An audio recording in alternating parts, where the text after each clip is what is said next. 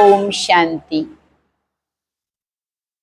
पुरुषोत्तम मास श्रृंखला में आज हम देखेंगे पुरुषोत्तम संगम युग, जिसका कल हमने जिक्र किया था। एक मास के लिए तो हम विशेष अधिक मास मनाते हैं, परंतु जब ईश्वरीय प्रज्ञा, ईश्वरीय ज्ञान प्राप्त होता है तो परमात्मा हमें 4 युगों के चक्र का और संगम का ज्ञान देते हैं, जिसको नाम दिया है पुरुषोत्तम संगम युग।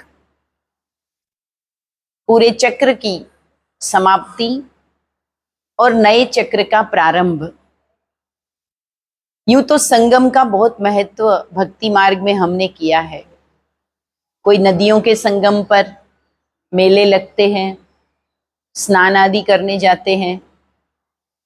कहीं नदी और सागर के संगम पर ही मेले भी लगते हैं, पवित्र तीर्थ स्थान बनाए जाते हैं। 2 ऋतुओं के संगम पर भी त्योहार मनाए जाते हैं। तो मनुष्य आत्माओं के संगम को भी जीवन में एक बहुत बड़ा पर्व या त्योहार, प्रसंग के रूप में मनाते हैं। परंतु अगर विचार करें तो सबसे बड़ा संगम कौन सा? तो परमात्मा ने हम सबको एक चेतना दी कि जब जब संसार की आत्माएं तमो प्रधान, पतित, मैली हो जाती है, तो उन्हें पुनः पावन बनाने, सुखी बनाने, उसे परमात्मा से जुड़ना आवश्यक है। और वो समय ही है जिसे संगम युग कहा है। और हम सब अति भाग्यशाली है कि वो संगम युग वर्तमान समय में चल रहा है। परमात्मा अपने बच्चों को, संसार की आत्माओं को भला दुखी कैसे देख सकते हैं? कितनी परेशान, चारों ओर की चिंताओं से घिरे व्यक्ति हमें नजर आते हैं। अनेक शोक, अनेक प्रकार की हिंसा, भय आज समाज, परिवार और मन में भी व्याप्त है। और इन दुखों से छुड़ाने, इन दुखों से मुक्ति का मार्ग बताने परमात्मा स्वयं हमसे मिलने आते हैं। इस संगम को आत्मा और परमात्मा का संगम, और इसे सर्वश्रेष्ठ संगम कहेंगे।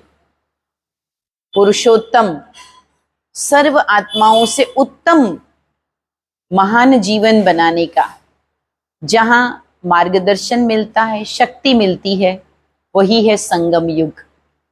और इस संगम युग में पवित्र ज्ञान का स्नान भी होता है। इसी संगम युग में ज्ञान का चिंतन की कथा भी होती है, जिसमें मनुष्य स्वयं की कथा को जानता है। बहुत देवी देवताओं की कथा हमने सुनी, कभी अपनी कहानी भी तो जाननी पड़ेगी। मैं कौन, मैंने कितने जन्म लिए, मेरा वर्तमान जन्म किसके आधार पे मुझे मिला है, मेरा आगे का जन्म कैसा होने वाला है। तो अपनी कथा संगम युग में हमें जानने को मिलती है। और इस कथा से जन्म जन्म की थकान उतर जाती है, समाधान मिल जाते हैं। आज तक हम अपने दुखों के लिए किसी न किसी को कारण समझते आए, परंतु ज्ञान कहता है हमारे हर दुख या समस्या का कारण पूर्व में हुए हमारे ही अच्छे व बुरे कर्म है। असावधानी है या गफलत है, गलती है या पाप है। तो संगम पर ये कथा सुनने को मिलती है। संगम पर ही संतों का संग भी मिलता है।